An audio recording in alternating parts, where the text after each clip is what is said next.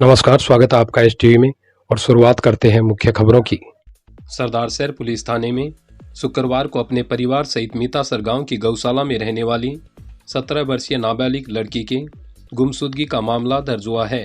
Police सूत्रों के अनुसार बीकानेर जिले के पुंगल थाना निवासी भगवती पत्नी ओम प्रकाश परिहार ने मामला दर्ज करवाया कि मैं मीतासर गाँव की गौशाला में काम करती हूँ और अपने परिवार सहित वहीं रहती हूँ। बुधवार दोपहर करीब 3 बजे मेरी 17 वर्षीय नाबालिग पुत्री बिरमा मीतासर गांव की गौशाला से बिना बताए कहीं चली गई, जो शाम तक वापस नहीं आई। जिस पर हमने बिरमा को गांव में इधर उधर तलाश किया और पूछताछ की, लेकिन कोई पता नहीं चला। हमने बिरमा के बारे में अपनी रिश्तेदारी वगैरह में भी पूछताछ की, लेकिन अब तक कोई पता नहीं चला है। मेरी नाबालिग पुत्री बिरमा की लंबाई 5 फुट और रंग गोरा है। पुलिस ने मां की रिपोर्ट पर गुमशुदगी का मामला दर्ज कर युवती की तलाश शुरू कर दी है। इस खबर के प्रायोजक हैं वर्धमान हैंडलूम एंड गारमेंट। अब आपको मिलेगी हैंडलूम की हर latest variety. Bedsheet, sofa cover, Jaipuri रजाइयाँ, कुशन कवर, दीवान सेट, कारपेट, फर्निशिंग और गारमेंट के सभी आइटम। तो चलिए नए जमाने के साथ Kamma complex, new ladies market, Toliyasar Bhairu ji मंदिर के पास, सरदार शहर। बढ़ते हैं अगली खबर के लिए। सरदारसर की बहादुर सिंह कॉलोनी में शुक्रवार को भारतीय जनता पार्टी के कार्यालय का शुभारंभ युवा नेता विकास रिणवा ने किया। इस अवसर पर विकास रिणवा ने कहा कि राज्य में भारतीय जनता पार्टी की सरकार बन गई है तथा ऊर्जावान मुख्यमंत्री भजन लाल शर्मा ने शपथ ग्रहण कर ली है। इसी क्रम में सरदारसर में भी कार्यकर्ताओं की सुविधा के लिए कार्यालय का शुभारंभ किया गया है। इस अवसर पर प्रधान प्रतिनिधि मधुसूदन राजपुरोहित ने कहा कि पूर्व कैबिनेट मंत्री राजकुमार रिणवा पूरे 5 वर्ष सरदारसर में भारतीय जनता पार्टी कार्यकर्ताओं के बीच रहकर क्षेत्र की समस्याओं को दूर करेंगे तथा एक नए सरदारसर के निर्माण के लिए सतत प्रयास किए जाएंगे। इस अवसर पर कार्यकर्ताओं ने मुख्यमंत्री भजन लाल शर्मा के शपथ ग्रहण पर आतिशबाजी कर एवं मिठाई बांटकर खुशी का इजहार किया।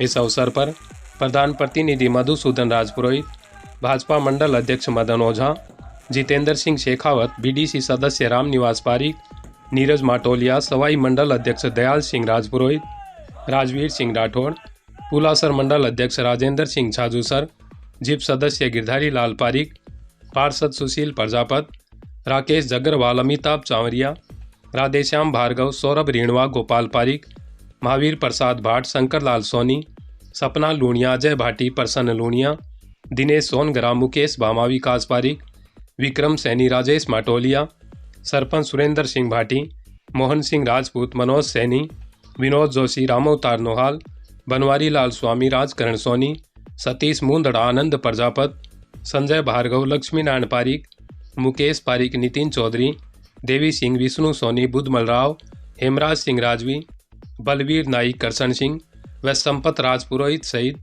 अनेक कार्यकर्ता मौजूद रहे। आज बड़ी खुशी का दिन है कि आज भारतीय जनता पार्टी के एक साधारण कार्यकर्ता को भारतीय जनता पार्टी ने राजस्थान प्रदेश का मुखिया बनाया है। आज उनका शपथ था और आज के दिन ही यहाँ सरदारसर में बीजेपी कार्यालय का उद्घाटन हुआ है। तो ये दोहरी खुशी है।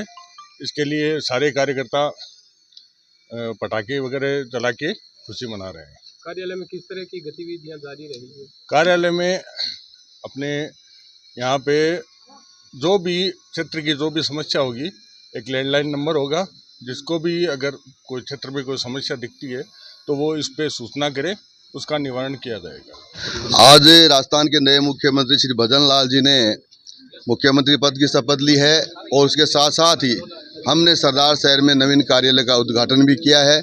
इसके ये दोहरी खुशियां हैं और हमारे सारे कार्यकर्ता इकट्ठे होकर के खुशी का इजहार कर रहे हैं। और मैं प्राथमिकताएं अब रहेगी निश्चित रूप से हमने जो वादे किए हैं क्षेत्र के लोगों से, हमारे विधायक महोदय जो राजस्थान सरकार में मानो सरकार भारतीय जनता पार्टी की बनी है, तो निश्चित रूप से विधायक यहाँ के राजकुमार जी रिणवा ही हैं और उनकी प्राथमिकता है जन सहयोग से लोगों की सेवा करना। और यहाँ पे लोगों का एक मिथक था लोगों में एक भ्रांतियाँ थी कि चुनाव के बाद यहाँ से निकल जाएंगे, कोई नहीं मिलेगा। आज इस मिथक को तोड़ने के लिए सबसे पहले यहाँ से कार्यालय का उद्घाटन करके शुरुआत की गई है। और निश्चित रूप से मैं क्षेत्र के लोगों को बताना चाहूँगा कि आपकी जो भी समस्याएं हैं या आपको लैंडलाइन नंबर दिया जाएगा और इस कार्यालय में आप उपस्थित होकर के और अपनी समस्याएं बता सकते हैं, उनका समाधान करने का भरसक प्रयास किया जाएगा। देखिए, सरदार शहर भाजपा के लिए ये चुनाव एक परिस्थितियां बदलने वाला चुनाव था। जिन लोगों को हमने भाजपा का मुखिया मान रखा था वो लोग तात्कालिक लाभ के लिए जगह छोड़ के चले गए। ऐसी परिस्थितियों में भारतीय जनता पार्टी नेतृत्व के सामने और हमारे प्रत्याशी के सामने बड़ी चुनौती रही है कि कार्यकर्ताओं को कैसे जोड़ के रखा जाए। उस कड़ी के अंदर दो काम बहुत अच्छे हुए हैं कि एक तो हमारे प्रदेश के अंदर भाजपा की सरकार बनी है प्रचंड बहुमत से, तो निस्संदेह यहाँ की भाजपा मजबूत रहेगी। दूसरा, हमारे प्रत्याशी इतने मजबूत हैं कि उन्होंने सरदार शहर के कार्यकर्ता को छोड़ा नहीं है और आज कार्यालय खोलकर उनको मजबूती प्रदान की है। इस खबर के प्रायोजक हैं धनलक्ष्मी ज्वेलर्स, सोने चांदी कुंदन व जड़ाऊ के कलात्मक आभूषण, 22x22 हॉलमार्क ज्वेलरी के विश्वसनीय विक्रेता। जब गहने हो लाजवाब तो रिश्ते चले सालों साल। धनलक्ष्मी ज्वेलर्स, झिंगा कॉम्प्लेक्स, आथुना बाजार, सत्यनारायण जी मंदिर के पास, मोती चौक, सरदार शहर। सरदार शहर तहसील के देगा गांव में 3 दिसंबर को हुई बकरियां चोरी मामले में कोई कार्रवाई नहीं होने पर ग्रामीण शुक्रवार को पुलिस थाने पहुंचे और थाना अधिकारी मदन लाल बिश्नोई से मिलकर मामले में कार्रवाई करने की मांग की। 5 दिसंबर को देगा निवासी हनुमाना राम पुत्र सोहन राम नाई ने पुलिस थाने में रिपोर्ट दी थी कि मेरे शरीर में तकलीफ होने के कारण 3 दिसंबर को मैं बुटाटी धाम गया हुआ था भेड़ बकरियां चराने के लिए। मेरा बेटा संजय और राजपाल गए हुए थे। 3 दिसंबर को करीब 11 बजे संजय व राजपाल हमारे गांव के दक्षिण की तरफ खेत में भेड़ बकरियां चरा रहे थे। तभी गांव का राजू रामपुत्र मदन लाल नायक अपनी कैंपर गाड़ी लेकर आया और रेवड़ में से 4 बकरियां कैंपर गाड़ी में डालकर ले जा रहा था। मेरे बेटे संजय और राजपाल ने विरोध किया तो उनको डराया धमकाया। तभी शोर सुनकर मेरा भाई भोला राम भाग कर आया तो राजू राम नायक कैंपर गाड़ी में बकरियां डालकर भाग गया। 4 दिसंबर को मैं गांव पहुंचा तो घर वालों ने मुझे बकरियां चोरी होने की बात बताई। मैं और मेरा भाई राजू राम के घर गए तो राजू राम ने बोला कि मैंने तो बकरियां बेच दी हैं, तुमसे जो होता है वह कार्रवाई कर लो। मामले में अब तक कोई कार्रवाई नहीं होने पर पीड़ित के साथ ग्रामीण पहुंचे और थाना अधिकारी से मिलकर मामले में कार्रवाई करने की मांग की। रतनगढ़ के वार्ड संख्या 28 में फांसी के फंदे पर झूलने से एक नाबालिग की मौत हो गई। जानकारी के अनुसार वार्ड 28 में रहने वाली 11वीं क्लास की छात्रा पूर्वा पुत्री सुखाराम प्रजापत अपने ही घर में फांसी के फंदे पर झूल गई। बेहोशी की हालत में परिजन उसे फंदे से उतारकर राजकीय जिला अस्पताल लेकर आए, जहां डॉक्टरों ने उसे मृत घोषित कर दिया। सूचना पर सीआई सुभाष बिजारणिया में जाब्ता अस्पताल पहुंचे और शव को मोर्चरी में रखवाया गया। मृतका के परिजनों की रिपोर्ट पर पुलिस द्वारा आगे की कार्रवाई की जाएगी। अभी हॉस्पिटल से इत्तला मिली थी 11वीं कक्षा की 16 वर्षीय छात्रा सुसाइड केस में आई है।